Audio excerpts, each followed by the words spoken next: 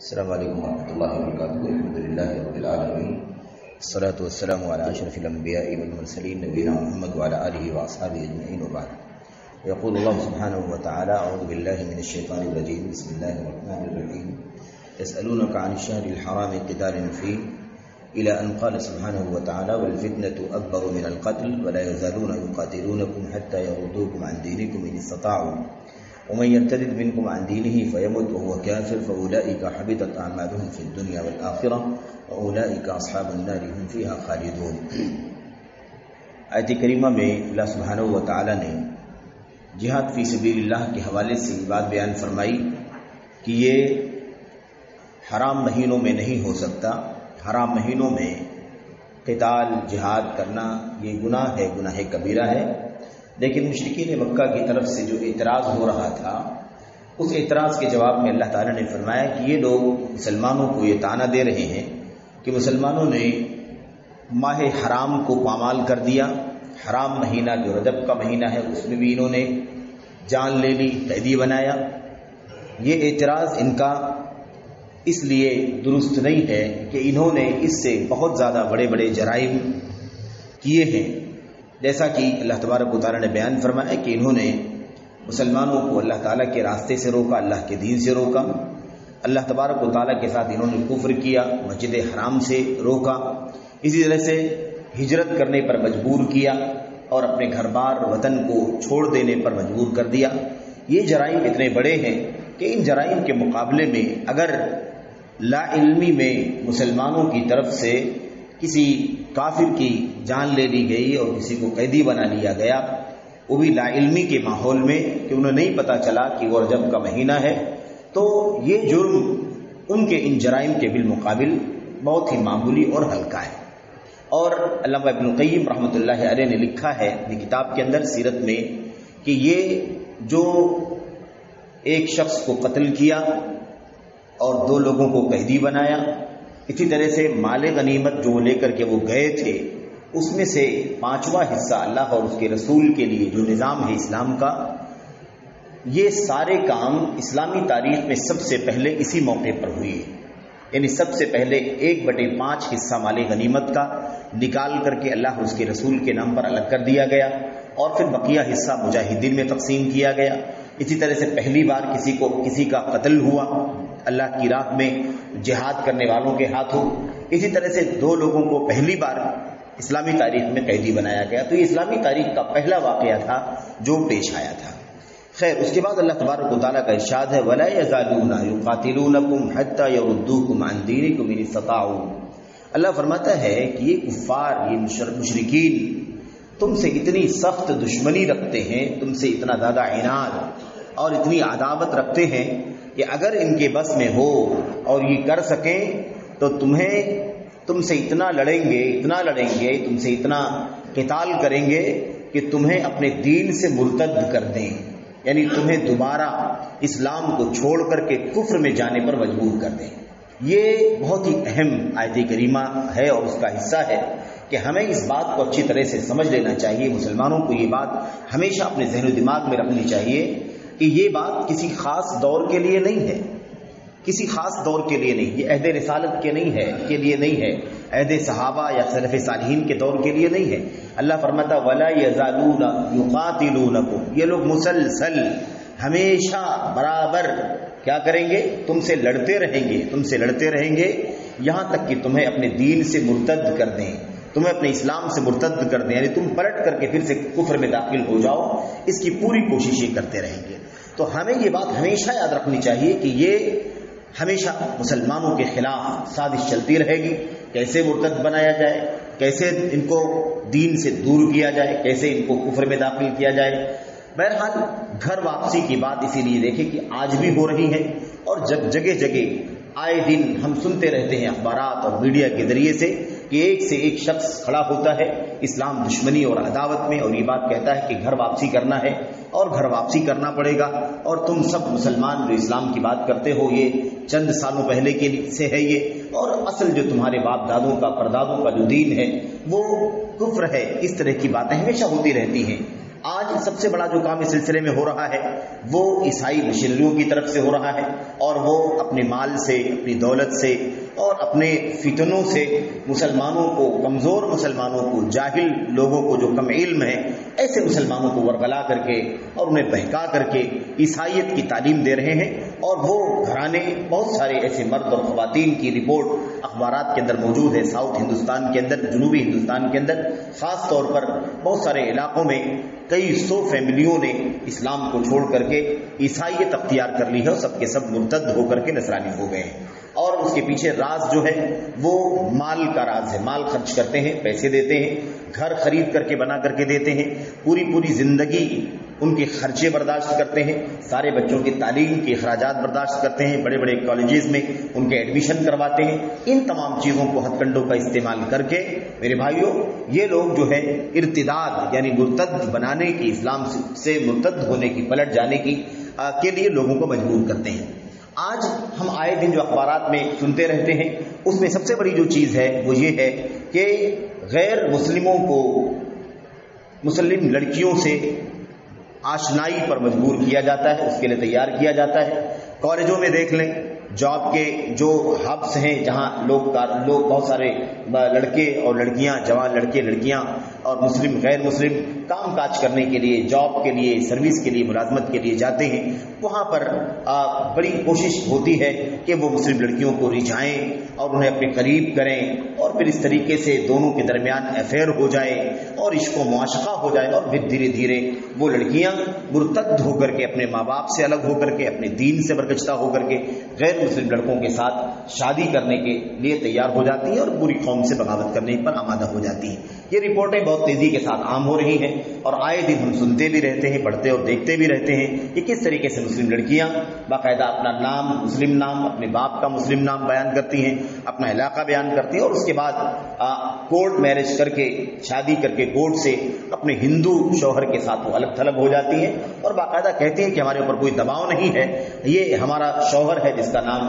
فلاں ہے اور ہندو نام ہوتا ہے وہ، اور کہتی ہیں کہ ہم اپنی مرضی سے رشتہ کر رہی ہیں، شادی کر رہی ہیں، ہمارے اوپر کوئی دباؤ نہیں ہے، اور ہمارے اس رشتے میں کوئی بھی انٹرفیئر نہیں کر سکتا، کسی بھی طرح کی مداخلت اگر کسی نے کی تو ہم قانونی چارہ جوئی کریں گے اور پولیس اور ڈپارٹمنٹوں سے رابطے قائم کریں گے۔ یہ بھی مرتد بنانے کی بہت بڑی سازش اس وقت متفقہ طور پر اور منصوبہ بند طریقے سے چل رہی ہے میرے بھائیوں۔ تو یہ اللہ تعالیٰ نے فرما دیا کہ ہمیشہ یہ کوشش ہوگی کہ تم کو مرتد بنا دے، اگر ان کے بس میں رہے گا تو مرتد بنائیں گے، لیکن ظاہر ہے کہ یہ صرف ان کے بس میں نہیں ہے کہ یہ سب کو مرتد بنائیں، لیکن ظاہر ہے کہ جو کمزور ایمان والے ہیں، جن کی تربیت اسلامی نہیں ہوئی ہے، یا جن کے پاس کوئی کمزوری ہے مادی یا دینی یا عقیدے کی، ان کو لوگ بہکا کر کے لوگ اسلام سے مرتد بنا رہے ہیں، اور بہت سارے مرد اور بہت ساری عورتیں مرتد ہو کر کے اسلام سے برگشتہ ہو رہی ہیں اور کفر اختیار کر رہی ہیں، ایسے واقعات موجود ہیں۔ تو میرے بھائیوں یہ اللہ تبارک و تعالیٰ کی طرف سے مسلمانوں کو ایک الٹیمیٹم ہے، ایک خبر ہے اور ایک تنبیہ ہے کہ کفار ہمیشہ ہماری کوشش میں رہیں گے اور ہم سے لڑیں گے۔ آج لڑنے کے لیے ضروری نہیں ہے کہ کوئی ہتھیار لے کر کے ہی ہم سے لڑے، آج میڈیا کا ہتھیار سب سے بڑا ہتھیار ہے، مادے کا ہتھیار سب سے بڑا ہتھیار، مال کا ہتھیار، اس مال کا استعمال کر کے، میڈیا کا استعمال کر کے میرے بھائیوں بہت سارے لوگوں کو مرتد بنانے کے لیے کوششیں چل رہی ہیں، اور بہت ساری کوششیں ان کی کامیاب بھی ہو جا رہی ہیں۔ تو یہ لڑائی چلتی رہے گی، چاہے فزیکل لڑائی ہو یا مادی لڑائی ہو یا میڈیا کے دوش پر لڑائی ہو، یہ لڑائی چل رہی ہے اور بہت سارے لوگوں کو مرتد بنانے کی کوشش ہو رہی ہے اور لوگ اس میں کامیاب بھی ہو رہے ہیں۔ تو ہمیں چاہیے کہ ہم اس معاملے میں الرٹ رہیں، بہت زیادہ چوکنا رہیں، اپنے بچوں کو، اپنے سماج کو، اپنے محلے کو، اپنے علاقے کے لوگوں کو بیدار کریں، صحیح دین کی، صحیح عقیدے کی تعلیم دیں، اور عقائد کی تعلیم، عقیدے کے مسئلے مضبوطی ہونی چاہیے، اللہ پر توکل مضبوط کرنا ہے تاکہ لوگ تھوڑے سے پیسے کے پیچھے اپنا دین نہ بیچیں، شہوت کے پیچھے اپنا دین نہ بیچیں۔ اور اسی طرح سے جو میڈیا کا فتنہ چل رہا ہے، اس کے نتیجے میں میرے بھائیوں لوگ بہک کر کے بہت سارے بچے اور بچیاں اسلام سے مرتد ہو کر کے کفر اختیار نہ کریں۔ یہ کوشش اچھی طرح سے ہمیں کرنے کی ضرورت ہے تاکہ اس طرح کے واقعات ہمیں سننے میں نہ ملیں، سننے میں نہ آئیں۔ بہرحال آگے اللہ تبارک و تعالیٰ فرماتا ہے کہ وَمَن يَرْتَدِدْ مِنكُمْ عَن دِينِهِ، جو تم میں سے اپنے دین سے مرتد ہو جائے گا. کفار کوشش کریں گے، کرتے رہیں گے، لڑتے رہیں گے تم سے مرتد بنانے کے لیے، لیکن تمہارا کام یہ ہے کہ تم اپنے اسلام پر، دین پر، توحید پر ثابت قدمی کے ساتھ جمے رہو، استقامت کے ساتھ قائم رہو. کسی بھی طرح کا حربہ ہتھ کنڈا استعمال کیا جائے ہرگز ہرگز اسے کامیاب نہ ہونے دو، بلکہ اپنے اسلام پر مضبوطی کے ساتھ قائم رہو. یہ تو ہماری ذمہ داری ہے. اللہ فرماتا ہے لیکن اگر کوئی شخص مرتد ہو گیا، یعنی اسلام لانے کے بعد، مسلمان ہونے کے بعد پلٹ کر کے پھر کفر اختیار کر لیا، اللہ فرماتا ہے جو اپنے دین سے، تم میں سے اپنے دین سے مرتد ہو جائے گا، فیمت، اور مر جائے گا، وہ کافر، اس حال میں کہ وہ کافر ہوگا، یعنی مرتد ہو کر کے کافر ہو جائے گا اور کفر ہی کی حالت میں اس کی موت ہو جائے گی. اللہ فرماتا فَأُولَٰئِكَ حَبِطَتْ أَعْمَالُهُمْ فِي الدُّنْيَا وَالْآخِرَةِ، تو ایسے لوگوں کے سارے اعمال، ساری نیکیاں، برسہ برس کے نمازیں، روزے، زکوٰۃ، حج، صدقات، کار خیر، جتنی بھی نیکیاں ہوں گی وہ ساری کی ساری نیکیاں سب ضائع ہو جائیں گی، عکارت ہو جائیں گی. اس کا ایک ذرہ بھی انہیں کوئی اجر و ثواب نہیں ملے گا. دنیا میں بھی نیکیاں ضائع ہو جائیں گی اور آخرت میں بھی وہ نیکیاں ضائع ہو جائیں گی. اور ان کا نتیجہ کیا ہوگا، انجام کیا ہوگا؟ اولئک اصحاب النار، ایسے لوگ جہنمی ہوں گے، ایسے لوگ جہنمی ہیں جو مرتد ہو جائیں اور مرتد ہو کر کے مر جائیں. اللہ فرماتا ہے ہم فیہا خالدون، اور یہ ہمیشہ ہمیشہ جہنم میں رہیں گے. تو آپ دیکھیے کہ یہ کتنی خطرناک سازش ہے جو کفار کی طرف سے ہوتی رہے گی، اور اس کا انجام دنیا میں کیا ہوگا، آخرت میں کیا ہوگا. اللہ کے نبی محمد رسول اللہ صلی اللہ علیہ وسلم کی وہ حدیث ہمارے سامنے ہے جس میں آپ نے فرمایا تھا من بدل دینہ فاقتلوہ، من بدل دینہ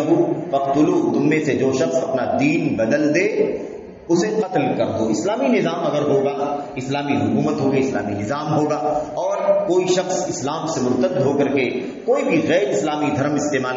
کیا نام ہے، غیر اسلامی دھرم قبول کر لے گا، اسے مان لے گا، تسلیم کر لے گا اور مرتد ہو کے چلا جائے گا اس میں، تو اس سے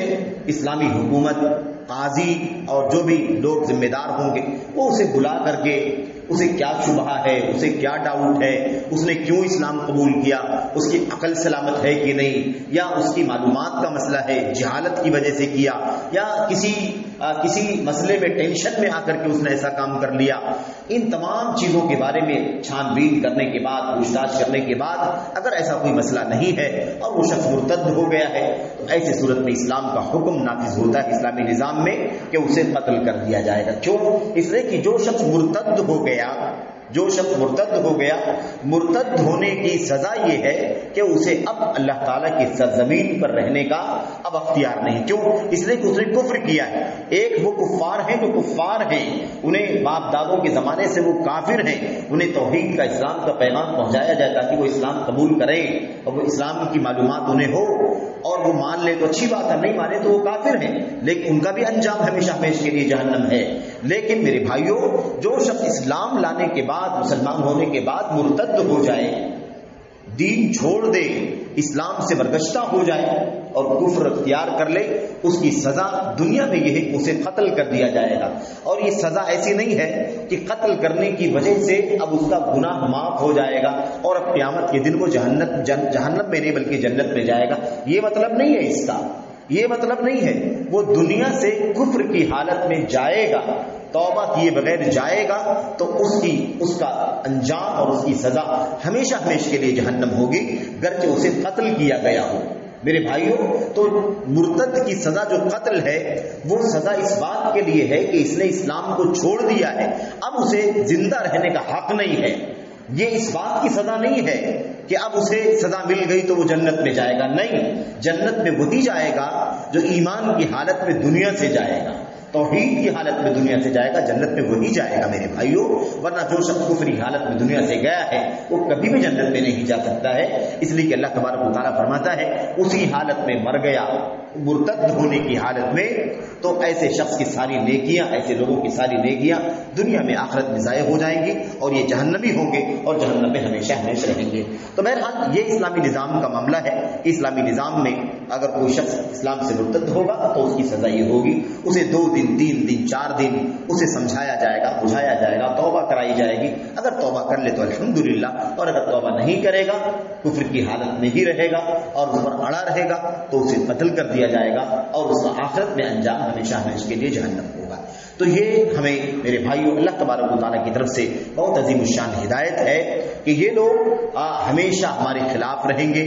دشمنان اسلام ہمیشہ مسلمانوں کے خلاف سازشیں کرتے رہیں گے، انہیں گھر واپسی کی بات کریں گے، انہیں کہیں گے کہ تمہارے باپ دادا 2-3 پشت اوپر جاؤ گے تو وہ کافر ملیں گے، اس لیے تمہارا اصل دین کفر ہے۔ نہیں میرے بھائیوں، ہمارا اصل دین توحید ہے۔ آدم جب آئے تھے تو اسلام تھا اور 1000 سال تک اسلام رہا، اس کے بعد دنیا کے اندر کفر آیا، شرک آیا، اس لیے اصل کفر نہیں ہے بلکہ اصل اسلام ہے۔ اس دنیا کی کائنات کی شروعات اسلام پر ہوئی ہے۔ تو بہرحال اللہ سے دعا کریں کہ اللہ تبارک و تعالیٰ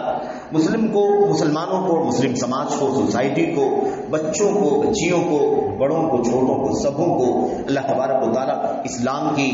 ایمان کی، توحید خالص کی صحیح تعلیم حاصل کرنے کی توفیق عطا فرمائے اور اللہ تبارک و تعالیٰ انہیں اپنے دین پر استقامت کے ساتھ رہنے کی توفیق بخشے۔ اسلام دشمنوں کی جو سازشیں ہیں، جو ان کے ہتھ کنڈے اور پروپیگنڈے ہیں، انہیں سمجھنے کی توفیق عطا فرمائے اور ہمارے بچوں کو، ہماری بچیوں کو اللہ تبارک و تعالیٰ اسلام پر ثابت قدم رکھے اور انہیں مرتد ہونے سے بچائے اور اللہ تبارک و تعالیٰ دشمنان اسلام کی سازشوں کو ناکام کر دے اور مسلمانوں کے دین کے، ان کے عقیدے کی حفاظت فرمائے۔ آمین رب العالمین وصلی اللہ وسلم وبارک علی نبینا محمد وعلی آلہ وصحبہ اجمعین۔ السلام علیکم ورحمۃ اللہ وبرکاتہ۔